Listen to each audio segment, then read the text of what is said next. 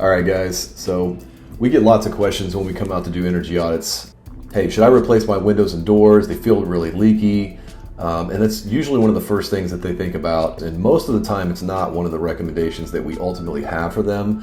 And I'm going to show you guys today the main reason why we don't recommend replacing windows and doors. And this is going to save you literally $10,000 or more if you're considering replacing your windows. So recently we did an energy audit for a customer and they recorded the energy audit for us. And it was a really good example why it's not necessary to replace windows a lot of the time. So I'm going to show you this video and explain a little bit more about it. There at the top you can see. Oh yeah. And right here, what you see is air leaking through between the trim around the window and the wall itself. So the darker colors are colder temperatures, and this was a relatively mild day, so the air coming out was 61, but if it was 10 degrees outside, it'd be 10-degree air coming inside your house. And one of the things that they found that really surprised me were these windows. Not the fact that they're old, drafty, and horribly energy inefficient. I already knew that, but something else that I didn't know that could be a very easy fix. And it's right up here where the frame of the window meets the wall. There is a very, very noticeable gap. One that I had never really realized because, well, this is not exactly a vantage point that I have. But there's a big gap right here between the molding and the wall where you can feel cold air seeping into my house. All right, so now the question is, how do I fix it?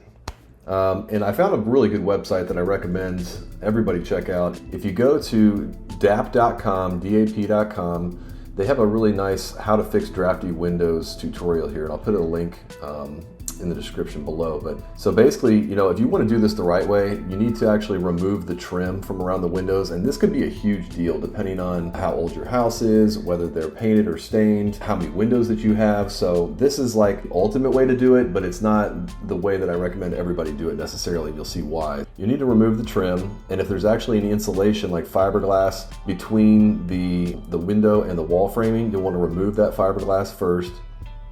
And then you'll use a minimal expansion foam product that's used specifically for windows and doors. And what you see here is exactly that. So they're using the minimal expansion foam to fill that gap between the window and the wall framing. And you'll shave off any excess that kind of fills out there. And then you'll put the trim back, and then you'll caulk the trim to the wall here. You want to use a siliconized latex caulk. The silicone makes it more pliable. It'll reduce the cracking and the gaps that happen over time.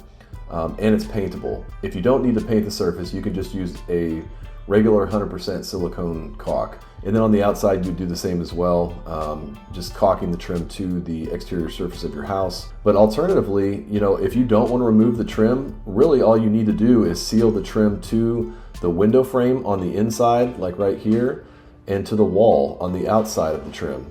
And if you do that, it's going to stop a lot of the air that comes around the windows, and that's actually what you feel. It's that air leaking between the window and the wall frame through these gaps between the trim into your house. It's not actually the window a lot of times leaking. This is a really good resource for anybody that needs kind of a quick, easy, step-by-step how to seal up your existing windows so that you don't have to spend thousands of dollars replacing windows just because the air is leaking around your current windows. And hopefully it'll save you some money.